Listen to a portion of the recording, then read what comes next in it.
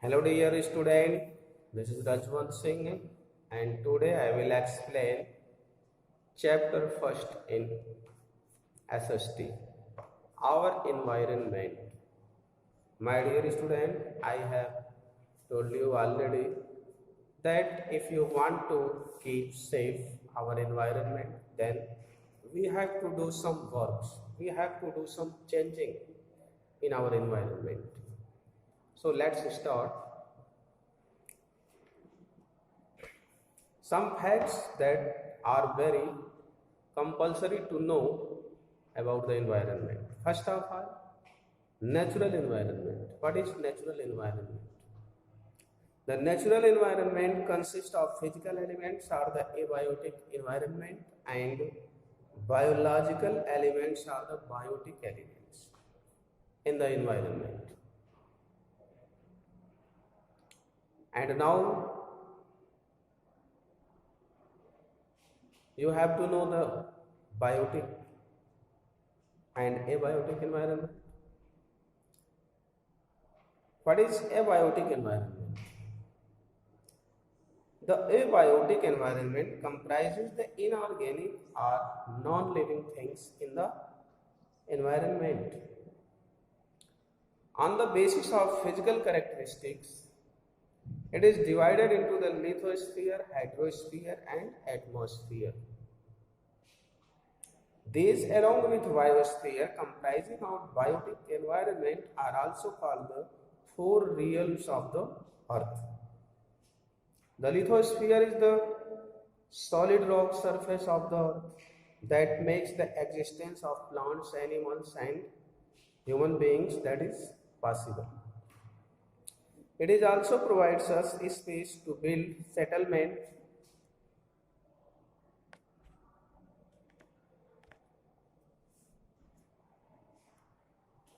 soil to cultivate crops and plants, forests, mines and the various geological resources used for the different purposes in the environment.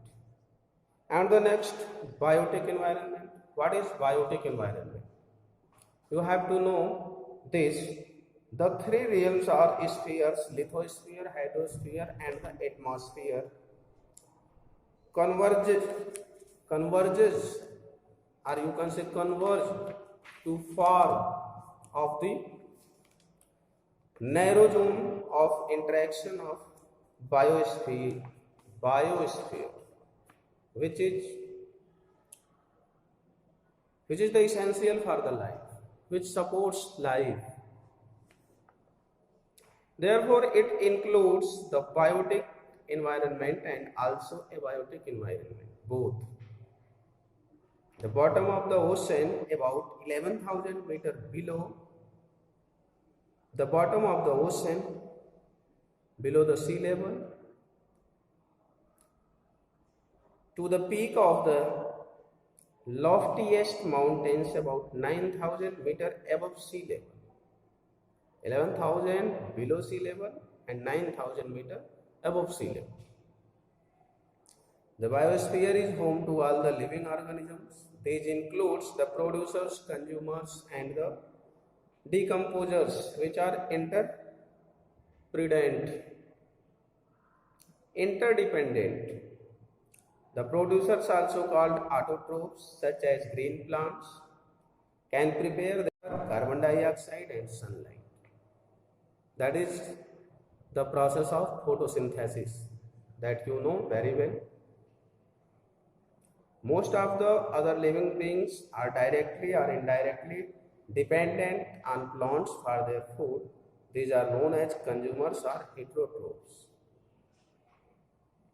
Interaction between the components of the environment. What is interaction between the components and the environment? An ecosystem comes into existence following the interaction among all living things. Organisms that are dependent on each other and their interaction with the physical environment in which they reside. For instance, forests, grasslands, deserts, etc. It is a natural unit comprising non-living things, land, water and air, and living elements, plants and animals.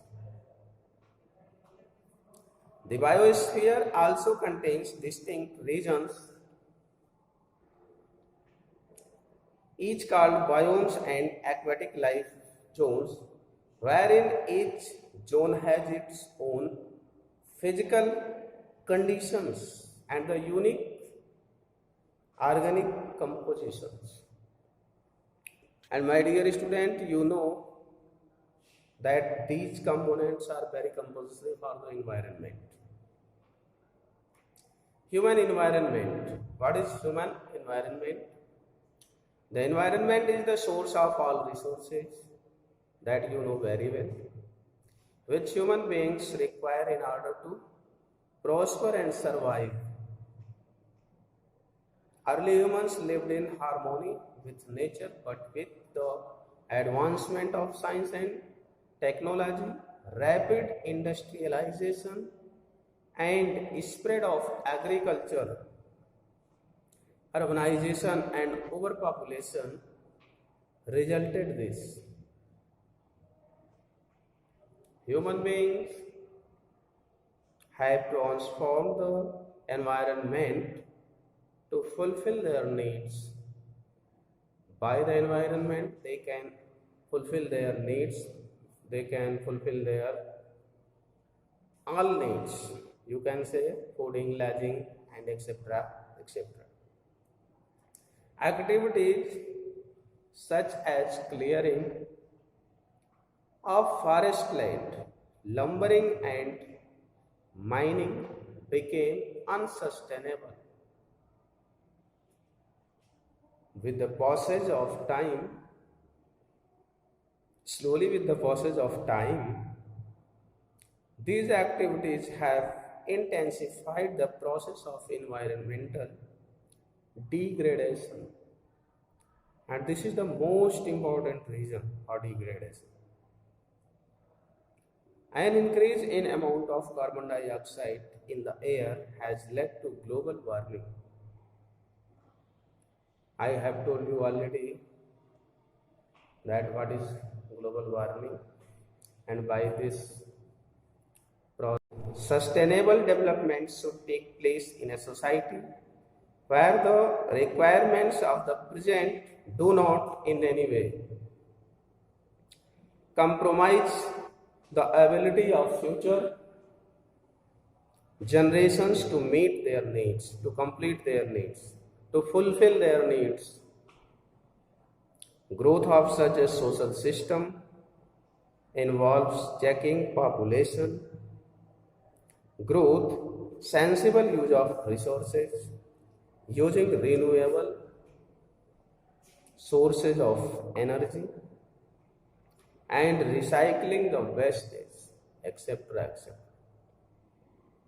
Major components of environment include the natural environment, including abiotic and the biotic environment both, and that you know very well.